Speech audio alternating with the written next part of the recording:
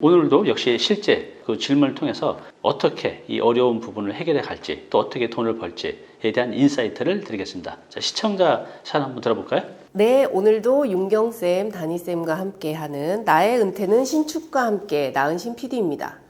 오늘은 빌라에서도 사생활 보호를 해줘야 되는 거 아닌가요? 라는 여성분의 사연인데요. 한번 들어보겠습니다. 안녕하세요. 저는 2년 전에 결혼한 30대 초반의 여성입니다. 남편도 저도 직장 생활을 하고 있고 결혼을 준비하면서 강서구 화곡동에 있는 빌라를 저희가 운 좋게 매매를 했습니다.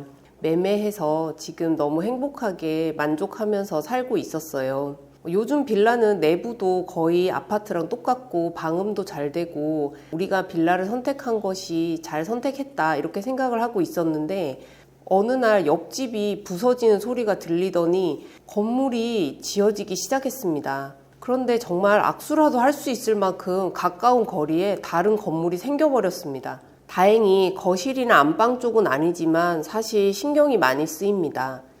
다세대 주택들은 아파트처럼 동간 간격의 원칙이 없는 것인가요? 다니쌤, 윤경쌤, 왜 이런 상황이 벌어지는 것이죠? 네, 참 이제 안타까운 상황인데 이럴 경우 이제 심하면 이제 이사를 가고 싶은 생각도 드실 것 같아요. 근데 이게 왜 이런 상황이 생겼는지, 그럼 이제 어떻게 해야 될지 우리 윤경수님 통해서 들어보겠습니다.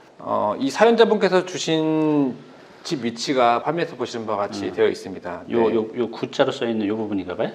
지금 이 사연자분께서는 요 팔자에 있는 집이고, 이 구자가 이제 새로 짓고 있다고 하는 집이 화면에서 보시면 아까 팔자라고 써 있는 부분이 우측에 있는 이제 신축 빌라고 이제 왼쪽에 보니까 지금 짓고 있네요. 보니까 네, 이렇게 짓고 있어서 좀 이제 소음도 있고 여러 가지 좀 불편함이 있다고 말씀을 하신 것 같습니다. 그러니까 여기서 보면 예전에는 뭐 이분이 어디 몇 층인지 모르지만 여기 이제 살고 계셨다면 네. 오픈돼 있었는데 네. 새 집이 짓게 되면서 올라가면서 가까이 네. 벽이 생기는 거네, 그죠? 네, 좀 답답하실 수 있는 거죠. 그렇죠. 그래서 이렇게 이제 도심지에는 이제 서로 이제 살아가다 보면은 네. 집이 붙어가지고서 불편이 상당히 많거든요. 맞아요. 특히 이런 공동주택 같은 경우는 뭐 소음이나 또 이제 서로 마주보는 거, 이 사생활 침해까지 좀 갈 수 있어서 네. 이런 것들도 다 법으로 정하고 있다라고 해서 오늘 같이 알아보겠습니다. 네.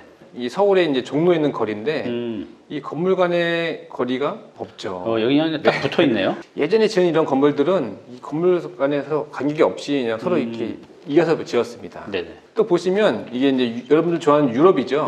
이제 유럽의 사진인데 되게 이쁘다. 네.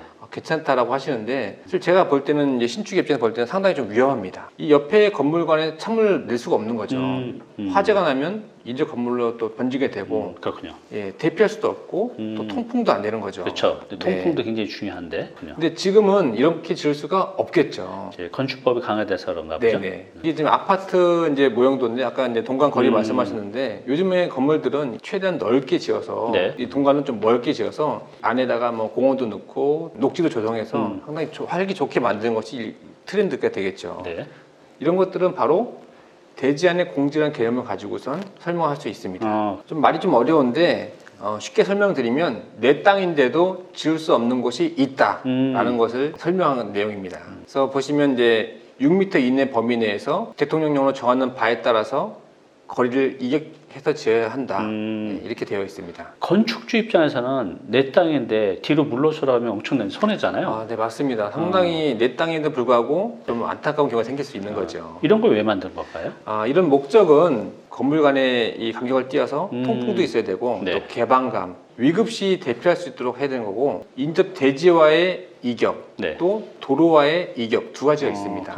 아까 1번이 우리가 이제 공공성 때문에 그런 거군요. 네, 맞습니다. 건물과 건물 사이의 통풍도 굉장히 중요하고 또 개방감. 너무 붙어 있으면 답답하잖아요. 네. 또 위급 상황 시 또 대피, 화재가 나게 되면 정말 옆 건물이 순식간에 옮겨 붙을 수 있기 때문에 이런 이제 대지 안에 공지 규정을 두는데 이게 이제 건축물의 종류에 따라서 이제 차이가 나네요. 그 자세하게 설명을 드리면 인접 대지와의 공지의 기준 보면 이제 복잡하게 나와 있는데 네. 맨 밑을 보시면 우리가 통상적으로 이제 공동주택, 네. 아파트는 3m 이상을 띄어야 되고 연립주택은 1.5m, 다세대 주택은 1m라고 해서 네. 서울시 건축 조례에 이렇게 나와 있습니다. 그렇군요. 네. 다가구 주택은 몇 메타 정도 되죠? 다가구는 안 나와 있죠. 네. 다가구는 건축 조례가 아니라 민법에 따라서 네. 하게 돼 있습니다. 그렇군요. 민법 242조를 보게 되면 건물을 축조함에 있어서 특별한 관습이 없으면 경계로부터 반메타 이상. 이걸 자세하게 또 다시 설명을 드리면 공동주택에 해당되는 아파트와 연립 다세대는 3m, 1.5m, 1m를 인접 대지와에 띄어야 되고 단독주택은 반메타, 아까 민법에 적용됐었죠. 그래서 반메타, 즉 0.5m를 띄어야 된다고 해서 인접 대지와의 공지 기준이 이렇게 정해져 있습니다. 이렇게 보면 이 건물 간의 간격을 넓게 띄우는 게 좋은데 이론적으로는. 네. 근데 그렇게 너무 넓게 띄우는 거를 규정해 놓으면 아무도 건물을 안 질려 할 거예요. 그렇죠. 돈이 안 되니까. 네, 신축하는 입장에서는 최대한 땅을 갖다가 활용하고 싶은데 땅이 작은데 거기다가 또 띄어서 지어라고 하면 사업성이 많이 떨어지게 되겠죠. 그렇죠. 네. 이걸 다시 한번 그림으로 좀 설명을 드리면 네. 하얀 선이 토지 경계선이고 다중다가구 즉 단독주택은 0.5m씩만 띄면 되고 다세대는 1m, 연립주택은 1.5m, 아파트는 3m를 띄어야 됩니다. 이제 그 이상을 이제 띄어야 된다는 거죠. 네네. 보면 별거 아닌 것 같지만 이 0.5m 차이가 대지 연결선으로 건다고 하면 그 면적이 꽤 차이가 그렇죠. 나네요. 네, 그래서 우리가 좁은 땅, 뭐 100평 이하의 땅에다가 아파트를 짓고 싶어도 못 짓는 이유가 바로 이것 때문에 그렇군요. 가장 큰 이유가 되고 있습니다. 만약에 100평짜리 뛰면 3m씩 경계선부터 뛰면 남는 땅이 별로 없겠네요. 네, 반도 안 넘게 되죠. 네. 네. 그리고 또 이 대지안의 공지의 기준이 또 있는데 이것은 인접 도로와 이격을 또 해야 됩니다. 도로도 여기에 네. 포함이 되는군요. 네, 건축선이라고 하는데 네. 도로와 접한선을 갖다 건축선이라고 이제 다시 한번 전문적으로 얘기하는데 이 건축선이라고 하는 이유는 도로가 4m 폭 이하일 때는 네. 그만큼 또 후퇴해서 짓기 때문에 네. 건축선이라는 개념으로 설명을 하고 있습니다. 그렇군요. 여기서는 비슷한데 아파트는 3m, 네. 연립주택은 2m, 네. 다세대는 1m라고 똑같이 나와 있습니다. 그렇군요.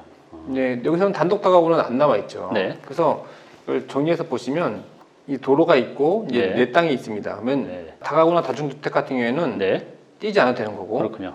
다세대는 1m를 띄어서 져야 되고 네. 연립주택은 2m, 아파트는 3m를 띄어서 네. 도로와 접한 부분을 갖다가 그만큼 이격해서 지을 수밖에 없습니다. 그렇군요. 여기서 도로라는 것은 이제 건축법상 도로이기 때문에 우리 시청자분들이 차가 쌩쌩 달린 도로를 생각하는데 그게 아니죠? 네, 최소한의 도로. 근데 우리가 통상 2m와 4m로 제가 말씀드렸는데 도로할 때는 내 땅이 최소한 2m 이상 접해야 되고 그 접한 도로의 폭이 4m 이상 돼야 된다라고 그렇죠. 합니다. 이거 두 개를 갖다 정리를 하면 인접 대지점의 경계선과 또 도로와의 건축선과 접촉선을 갖다 정리하게 되면 네. 아파트는 3m, 네. 또 연립주택은 1.5m, 2m. 네. 예, 다세대는 우리가 가장 익숙한 다세대는 다 1m씩 띄어야 되고 그렇군요. 다가구 다중주택 같은 경우는 인접 대지와는 반메타, 또 도로와는 띄지 않아도 되는 이 대전의 공지를 갖다 정리해서 설명드릴 수 있습니다. 그렇군요. 이게 어떻게 적용되는지 다시 한번 실질적으로 한번 보겠습니다. 그럴까요? 네. 화면에 보시면 아래쪽 땅이 네. 10m 곱하기 10m 땅이 있습니다. 근데 이 땅 중에서 내가 지을 수 있는 면적은 네. 다세대를 지을 때 실제로 1m, 1m, 1m 다 뛰게 되면은 남는 면적이 8m, 8m가 되겠죠. 오호. 실질적으로는 아무것도 안 해도 네. 64제곱미터, 즉 64%밖에 내가 땅을 사용할 수 없다라고 그러네요. 할 수 있습니다. 36%가 날아가는 거네요. 그렇죠. 어떻게 보면 날아가는 거고 어떻게 보면 이제 공공의 목적에 맞도록 그렇죠? 이렇게 하는 네. 거죠. 맞아요. 네. 네, 지금 보신 것처럼 아까 사연자가 없던 건물이 생기게 되면 앞이 좀 답답해지겠죠. 그런데 저 반대 입장에서 이제 우리 시청자 여러분들이 이런 걸 이제 공급하는 입장에서 본다고 하면 이 대지안의 공지 또 도로가 있을 때 내 땅에 건물이 어느 정도 규모가 지어질지가 법에 의해서 이렇게 제한을 받는다는 겁니다. 그래서 좋은 땅을 찾을 때 저 이전 방송에서 일조권 사선 제한도 말씀드렸지만 대지안의 공지에 따라서도 내 사용에 대해서 제한을 받기 때문에 이것도 여러분들이 공부를 하시면 어떤 땅이 좋은 땅인지 찾을 때 도움이 되실 겁니다. 그리고 시청자 사연자분께서 주신 또 고민이었죠. 네. 옆집이 마주보고 있다. 여기에 대해서 이제 대처 방안을 또 말씀드려야겠죠. 그렇죠. 내가 만약에 네. 이제 창문인데 옆집도 창문이 있으면 서로 2m에서 서로 보고 있으면 더 불편할 것 뭐 같아요. 친하면 상관없겠지만 네. 뭐 친구가 아니라면 상당히 불편하겠죠. 네. 이럴 때는 이제 설계 단계에서 만약에 이런 게 알게 됐을 때는 좀 양해를 구해서 창문 네. 방향을 갖다가 협조할 수 있겠죠. 그래서 네. 가능하면 서로 마주보지 않도록 하는 게 좋겠고 또 법규에 따라서 이 대지안의 공지를 적용됐는지를 갖다 확인하겠죠. 네. 실제 짓는데 도면상에는 1m, 1m에서 2m 뛰어야 되는데 안 돼 있다 하면은 그쪽에 욕을 할 수 있습니다. 정당하게. 네. 이제 어쩔 수 없이 다 지어졌다. 네. 그럴 때는 나중에 지은 집한테 이런 참여서를 요청할 수가 있습니다. 그렇군요. 차면 시설이 뭐죠? 창문에 이 불투명한 구조물 설치해서 햇볕은 들어오지만 서로 볼 수 없는 이런 시설을 갖다 참여시설이라고 합니다. 그러면 이제 이 시청자 사연 같은 경우는 이제 건물이 지어지기 직전이라고 하면 당연히 이제 옆집에서 지을 때 대지안의 공지 규정은 지어서 당연히 지을 거예요. 요즘에 막 할 수는 없으니까. 그렇다면 창문의 방향을 협의할 수 있을 것 같아요. 나 여기 이러니 좀 바꿔달라. 저도 예전에 할 때 그래서 실제로 창문의 방향을 바꾼 적이 있었거든요. 네. 옆집 민원 때문에. 그래서 이걸 미리 민원을 통해서 해결할 수도 있겠고, 만약에 이미 이제 거의 지어졌다고 하면 이렇게 이제 차면 시설을 상대방 짓는 쪽에 저렇게 요청해서 나의 사생활을 이제 보호하는 방법이 있겠네요. 그래서 지금 우리 이제 사례자 같은 경우는 이 방법으로 최소한의 본인의 프라이버시를 한번 지켜보시기 바랍니다. 네. 오늘 그 사연자분께서 어떻게 보면 신축을 하시는 분이 아니라 신축 때문에 애로사항을 갖고 계신 그러게요. 분이죠. 네. 그래서 이분들도 이렇게 공지를 정확히 확보했는지 확인하고 이 참여서 같은 거 갖다가 요구해서 네. 정당하게 내 권리도 보호받을 수 있어야 됩니다. 네. 그래서 신축할 때는 나의 사업 이익만 찾는 게 아니라 이렇게 서로를 위한 배려를 갖다 해야지 기본적으로 사업이 잘 갈 수 있습니다. 그렇죠. 네. 네. 이런 거를 잘 안 하고 하면 주변 민원 때문에 여러분 이제 신축하는 상황에서도 좀 어려워질 수도 있으니까 주변 민원인들하고 네. 잘 협의해서 좋은 방법을 찾아야 될 것 같습니다. 네.